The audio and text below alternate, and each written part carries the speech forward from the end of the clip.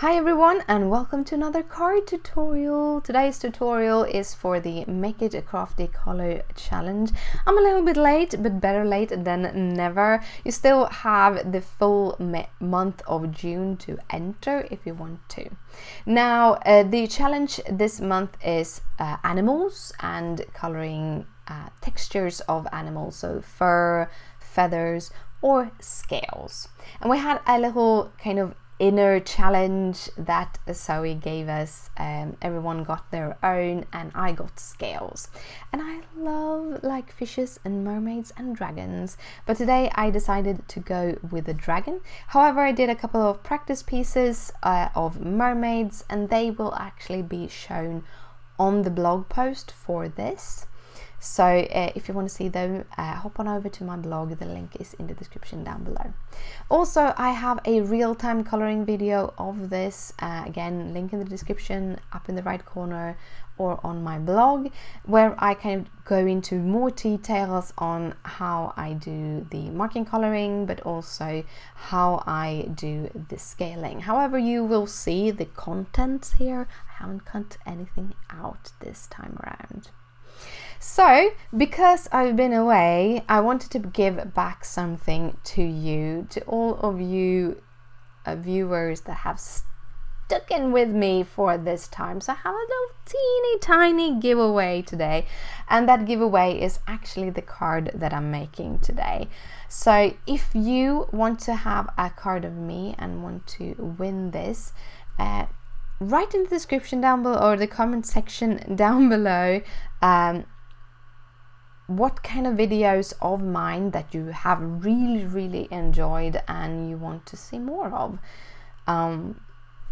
It is open internationally, and if you're under 18, you need to have your parental rights to give out your address so I can send things to you.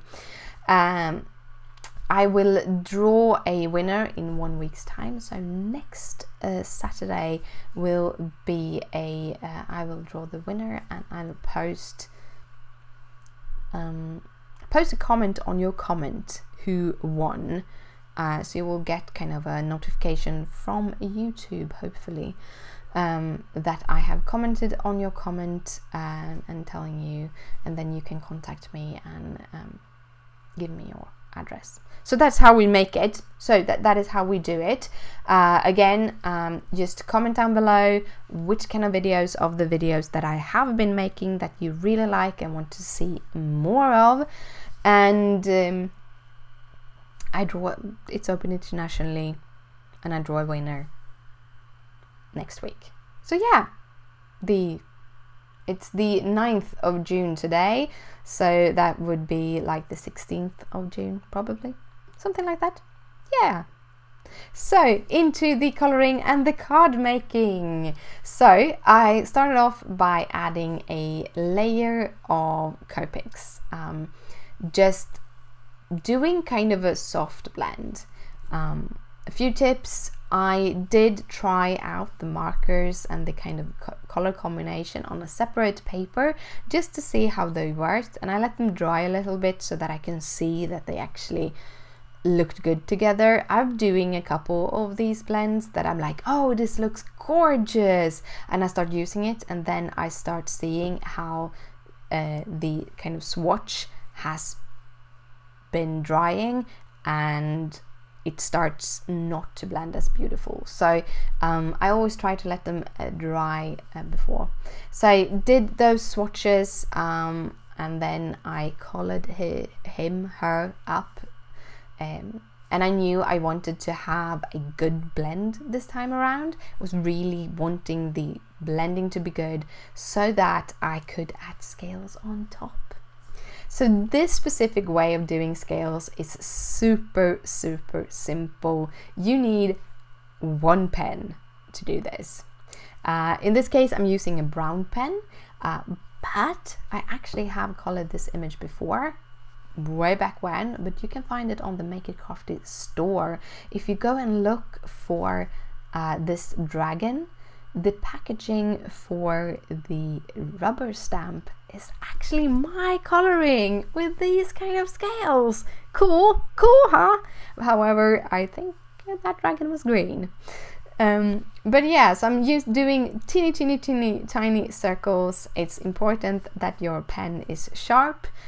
This is a brown pen that was a little bit more to the neutral tone, because I thought that would look good. Again, I did sample this on top of my little swatches before using the pen, because then I know it wouldn't hurt the design. I'm going in with a cream pen to add highlights. Because it's a yellow design, having that little bit of yellow in the cream pen actually makes the highlights blend in a little bit better, and I'm just going very carefully and doing it very lightly. And when I finished the cute little dragon, I am going to cut him out with my scissors. I always use scissors to cut out these images. You can actually do this on like a silhouette or something, but I've done it so long time that I'm starting to get okay with it. And to finish it off, I used a blade to cut out the holes. So now for the card part of the card making, I'm using some Monte Vol aquarelle cardstock. I cut it down to 5.5 and 4.25. I always cut 1 or 2 sheets more in case what I'm doing doesn't end up looking the way I want it. So I'm starting with some chipped sapphire and some faded jeans, and I'm doing some smooching. Sprayed it with some water, and then I'm smooching my cardstock. This is 30 GSM cardstock. When you have dried it, it will kind of become flat again. And also I really like how the ink looks on it. I pick up some of the droplets and then I dry it again. Then I'm gonna smooch it down on some chipped sapphire and some hickory smoke, dry it, and then I picked up some droplets again and dried it. And then for the last part, I'm using some distress oxides in faded jeans and doing some splatters. And I'm doing that with first a 4 and then this huge brush because I wanted bigger splatters, and then I just put it on the side to dry. I'm going to cut this out. I'm using the bigger of the stitch rectangle sets and the second biggest one, and I cut it out on my big shot. For my sentiment, I am going to use some distress paints together with one of these beautiful shippies by Make It Crafty. So I start off by, I'm using a blender tool, and a good thing to know is that these blending foams are washable, so you can just wash it off afterwards and use it again. You don't have to throw it away just because you used paint with it. And I'm picking up, I'm using mustard seed, honey and red brick or something like that. Everything is listed in the description down below or on my blog and on my blog, so you will have all of the products used. I'm just doing some blending. I wanted to have a little bit more orange in there, so I'm blending up the fired brick, that was the color, with the honey, and then I'm kind of just doing a blend. And it's not important to get it perfect because it's a very thin chipboard, so when you pick it out of that background piece, you won't see that it wasn't perfectly blended, but I kind of liked it. So after doing that, I'm gonna add that piece onto my little cardstock. So first I have a card base. This is just a letter-sized Nina cardstock that I've scored. I cut in half and then scored at 4 1/4, and that makes an A2 card base.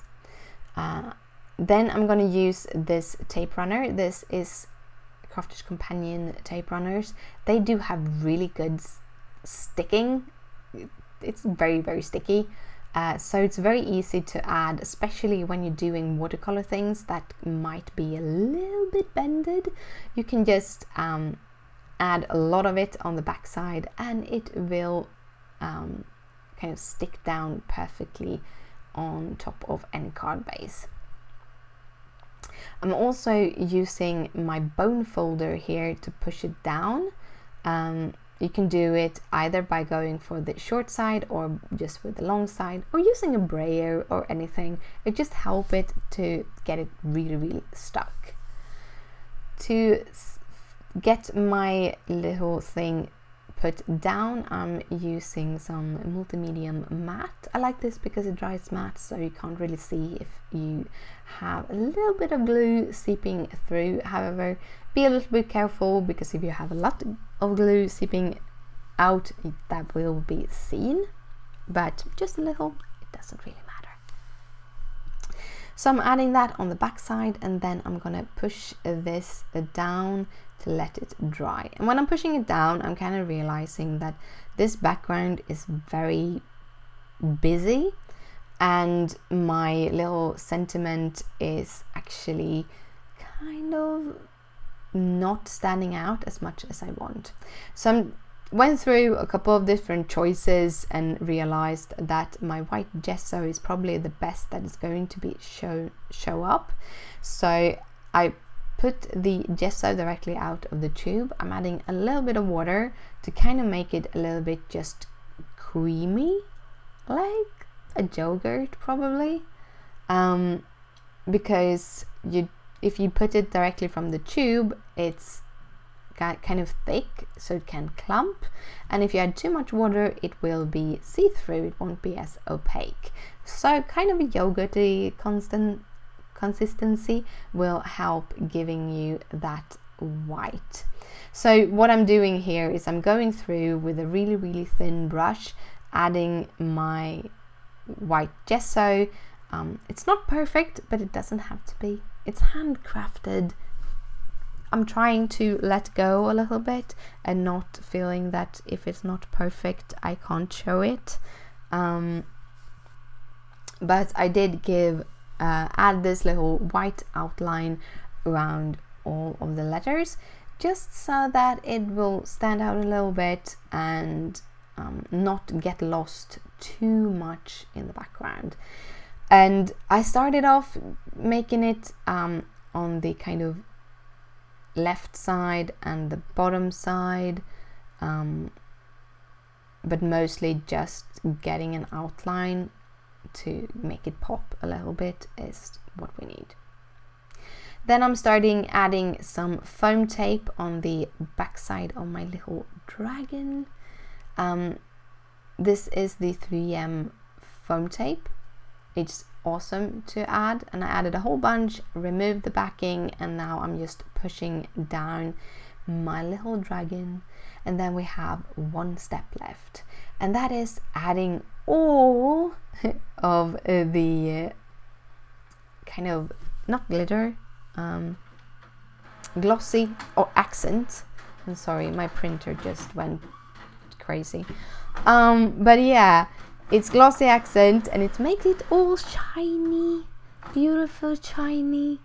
And I added it to all the letterings and to the eye, and this is how it ended up. And as you see here, it is a little bit cloudy, but as you see here, it's not. So it will dry clear, and it will give you kind of a epoxy look to the character. And this is the card for today. I want to thank you so much for watching. I hope you liked it. If you do, please thumbs it up, share it with your friends, subscribe if you want to see more videos like this, and also if you want to join the little giveaway, just comment down below which videos of mine that you like. Thank you again for watching, and I'll see you later. Bye!